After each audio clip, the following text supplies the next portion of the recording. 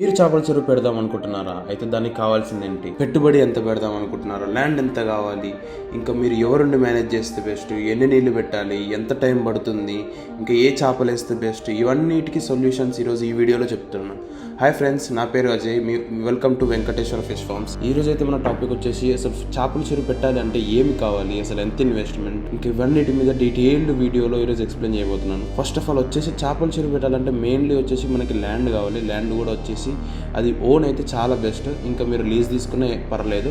ఇంకా అది వచ్చేసి మీరు ఇలా తవ్వుకొని ఒక అరౌండ్ 5 feet వరకు లోపలి తవ్వుకొని ఇంకా వాటర్ అనేది ఫుల్ చేసేసి, అది మెయిన్లీ మీరు కొర్రమైన చేపల చెరువు వేయాలనుకుంటే మాత్రం 5 feet వరకు తవ్వుకుంటే బెస్ట్. నార్మల్ ఇంకా ఇన్వెస్ట్మెంట్ అయితే ఓవరాల్ వచ్చేసి మీకు అరౌండ్ 5 to 6 lakhs వరకు మొత్తం పడుతుంది. అందులో మీకు ఇంక్లూడింగ్ చేప పిల్లలు కానీ, ఇంకా వాటి ఫీడ్ కానీ, ఇంకా మెయింటెనెన్స్ కానీ, ఇంకా ట్రాన్స్పోర్ట్ కానీ, ఇంకా వాటిని సేలింగ్ తీసుకువెళ్ళేటప్పుడు ఆ ట్రాన్స్పోర్ట్, అవి వెహికల్స్ కానీ, డ్రమ్ములు కానీ, అవన్నీ ఇంక్లూడ్ అయ్యి, ఇంకా వీటికి డిసీజెస్ వస్తే వాటికి మెడిసిన్స్ కానీ, ఇవన్నీ యాడ్ అయిన తర్వాతనే మీకు 5 to 6 lakhs వరకు వస్తుంది మొత్తం ఇన్వెస్ట్మెంట్. ఇంకా నార్మల్గా మీరు ఒకవేళ చేపల చెరువు స్టార్ట్ చేయాలి అనుకుంటే ఇప్పుడున్న డేస్లో అయితే బొచ్చలు, రవ్వలు కూడా వేసుకోవచ్చు.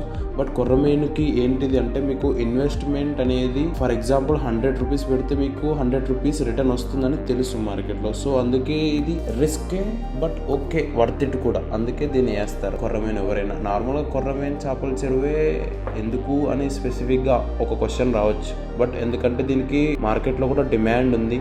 ఇంకా ఇది ఎక్కడికి పోయినా ఈజీగా సేల్ అవుతుంది. సేలింగ్కి ఏం ప్రాబ్లం ఉండదు. సో అందుకే కొర్రమీను చేపల చెరువు ఇంపార్టెంట్ అన్నట్టు. నార్మల్ మీకేమన్నా డీటెయిల్స్ కావాలంటే నా నెంబర్ నేను డిస్క్రిప్షన్లో ఇస్తాను. మీరు వచ్చి కాల్ చేసి నాకు మాట్లాడచ్చు, ఏం ప్రాబ్లం లేదు. Thank you.